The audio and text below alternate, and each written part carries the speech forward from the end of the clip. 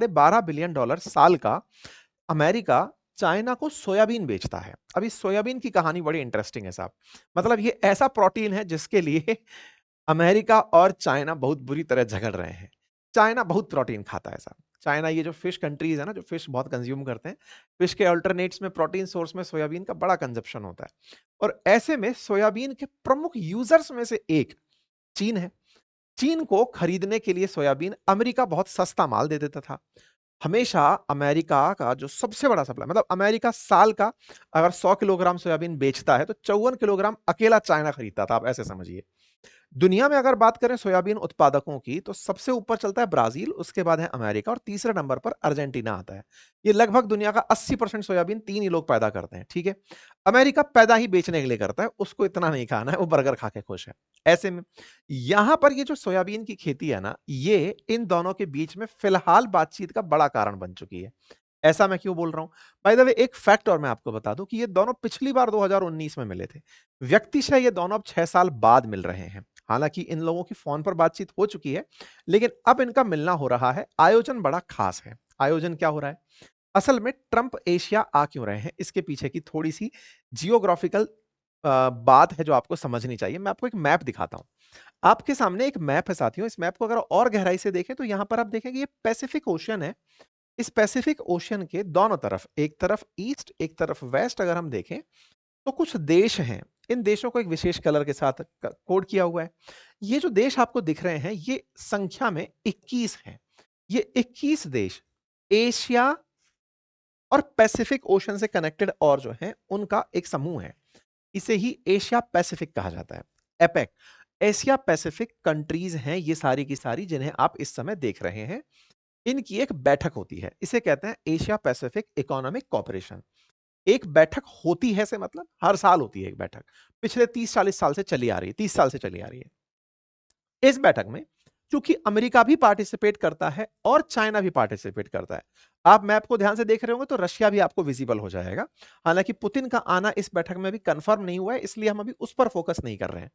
इन दोनों super powers का, super powers जो पैसिफिक ओशन के दाएं बाएं रह रही हैं, ये दोनों सुपर पावर्स बैठक करने जा रही हैं इस महीने के अंत में साउथ कोरिया में। मैप पर जूम करने पर दिखाई देगा वो देश, चिन्नू सा देश है, ये रहा साउथ कोरिया। इस साउथ कोरिया में इस महीने के अंत में मीटिंग हो रही है। ये सारे के सारे देश यहां इकट्ठे हो रहे हैं। इन देशों के आपस में जब बातचीत होंगी तो उसमें ट्रेड सबसे महत्वपूर्ण मुद्दा होता है।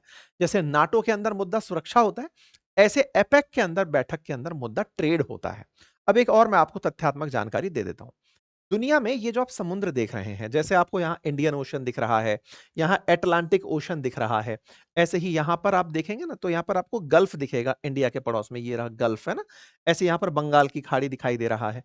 इनके अराउंड कुछ मतलब समूह बने हुए हैं। जैसे ये जो आप इंडियन ओशन देख रहे हैं ना, इस इंडियन ओशन के आसपास एक समूह है जिसका नाम है IORA, इंडियन मतलब इंडियन ओशन रिम एसोसिएशन। मतलब इसका जो मेजर काम है वो ये है कि भाई इस क्षेत्र के अंदर जितने भी कंट्री हैं वो आपस में किस तरह की बातचीत करते हैं। ऐसे ही अगर आप देखेंगे तो यहां पर ये अमेरिका और ये वाला जो यूरोप है ना, इनके ही इर्द गिर्द नाटो बना हुआ था, यानी नॉर्थ अटलांटिक ट्रीटी ऑर्गेनाइजेशन। ठीक है, जैसे यहां पर पैसिफिक ओशन के इर्द गिर्द मैंने आपको बताया एपेक, एपेक के अंदर क्या था?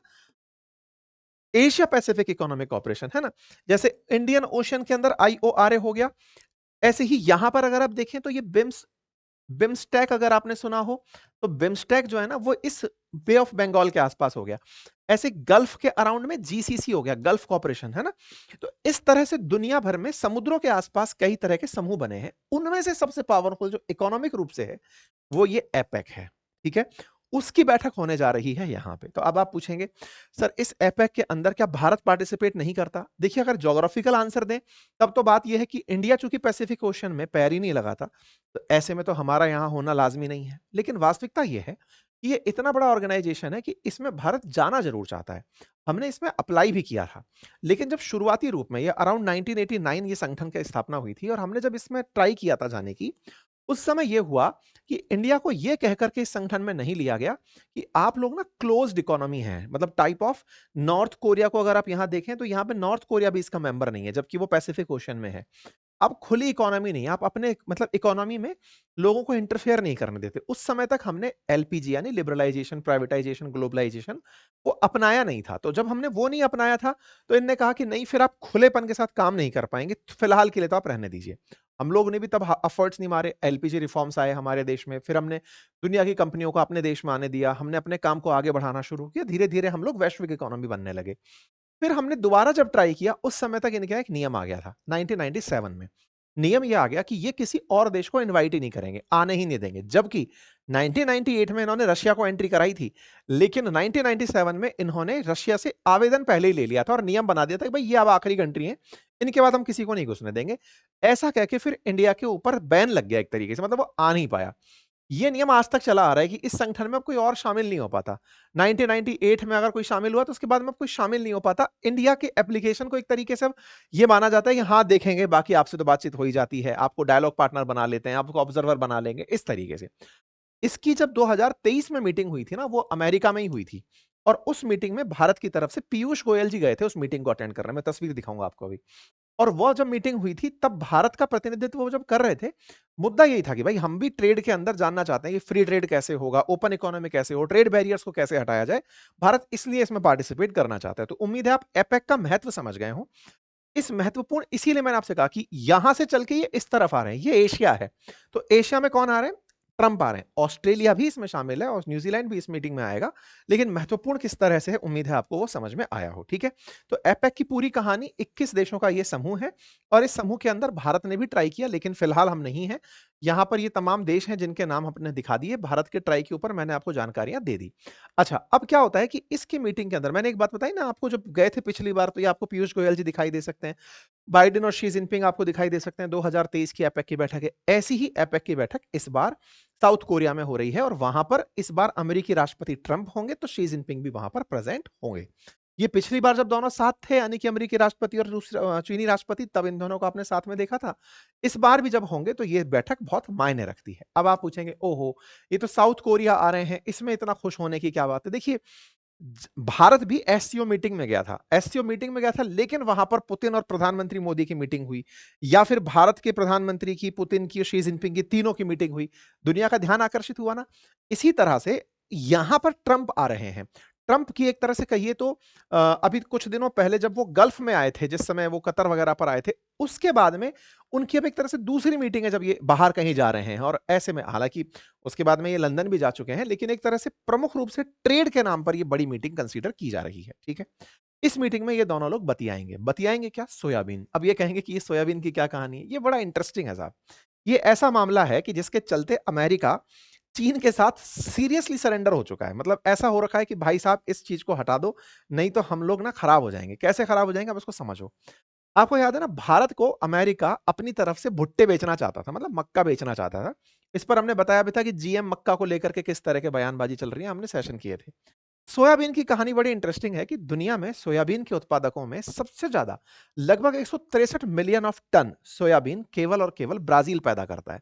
नंबर 2 पर अमेरिका 122.7 मिलियन टन सोयाबीन पैदा करता है। दुनिया के टॉप प्रोड्यूसर्स को अगर आप देखें तो ब्राजील, यूएस, अर्जेंटीना टॉप पर आते हैं। यहां पर अर्जेंटीना देखना मत भूलिएगा।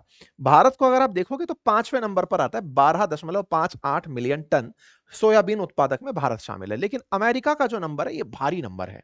ब्राजील ताजा ताजा निकल करके बहुत तेजी से ऊपर चला गया है। अब ये कहानी को बड़ा इंटरेस्टिंग रूप से समझिएगा। चाइना जो है ना, ये 20.65 मिलियन टन सोयाबीन पैदा करते हुए भी लार्जेस्ट इंपोर्टर है सोयाबीन का। और ये इंपोर्ट अब तक करता था अमेरिका से। कब तक? जब तक ये टैरिफ युद्ध शुरू नहीं हुआ था। कितना करता था? साढ़े बारह बिलियन टन के आसपास का सोयाबीन इंपोर्ट होता था यूएस से चाइना के लिए। मतलब चाइना इतना बड़ा सोयाबीन का कंज्यूमर था। जब इतना बड़ा कंज्यूमर था तो यूएस के अंदर, और आज से नहीं 1990s से सिंगल लार्जेस्ट इंपोर्टर बना हुआ है ये। और ये हमेशा चाइना से सोयाबीन मंगा करके खा रहा है साहब। अच्छा साहब, इस तरह से आप देख सकते हैं कि अमेरिका का जो एक्सपोर्ट है ना, 54% अकेले चाइना को जाता है। और ये कहां से जाता है? अगर अमेरिका की बात करें तो ये अमेरिका के तमाम वो राज्य हैं जो हरे भरे दिख रहे हैं आपको, यहां से एक्सपोर्ट ज्यादा होता है चाइना को। अच्छा, इनमें से मैंने एक राज्य आपको यहां पर मार्क किया हुआ है, इसका नाम है आओवा। ये वाला जो राज्य है, इस राज्य की एक विशेष महिमा है साहब। वो क्या? चीनी राष्ट्रपति खुद यहां पर कई बार आ चुके हैं ये सीखने कि तुम लोग सोयाबीन पैदा कैसे करते हो, और वही तरीका हम चाइना में अपनाएंगे। मतलब एक तरह से समझिए एग्रीकल्चर सीखने के लिए यहां आ चुके हैं। यहां के लोग चाइना के प्रति बहुत अच्छी श्रद्धा रखते हैं। इंटरेस्टिंग फैक्ट ये है कि ये वाला पूरा बेल्ट ट्रंप का भी वोट बैंक है। ऐसा होता है कि कुछ बॉर्डर एरियाज जो हैं वो बाइडेन के हैं, क्योंकि वहां पर माइग्रेंट्स बहुत ज्यादा हैं, तो वो बाइडेन के फेवर वाले लोग हैं। ये मध्य अमेरिका है, यहां पर ट्रंप का बड़ा प्रभाव है, तो ट्रंप वाले जो क्षेत्र हैं यहाँ सोयाबीन बहुत पैदा होता है। कोइंसिडेंस है कि ये लोग चाइना के भी बहुत फेवर वाले देश हैं। अच्छा, ये 2023 में, ये मैं आपको सामने एक न्यूज दिखा रहा हूं, 2012 की एक तस्वीर है। ये 2012 की तस्वीर 2023 में छपी थी, जब ये एपेक की मीटिंग के लिए यूएस आए थे। उस समय दिखा रहे हैं कि 2012 में देखो शी जिनपिंग कैसे इस क्षेत्र में आए थे। कौन से क्षेत्र में आए थे? आउवा में आए थे। ये आउवा करके जो जगह है, इस जगह पर आए थे, और इस जगह पर इन्होंने किसानों के साथ बातचीत की थी। ये सारे किसानों के साथ में बातचीत, इधर की तरफ किसान खड़े हैं, ये इनका पूरा प्रतिनिधि मंडल है, ये जानने आए थे। और इंटरेस्टिंग बात और थोड़ा देखें तो ये 1985 में शी जिनपिंग तब थोड़े जवान हुआ करते थे।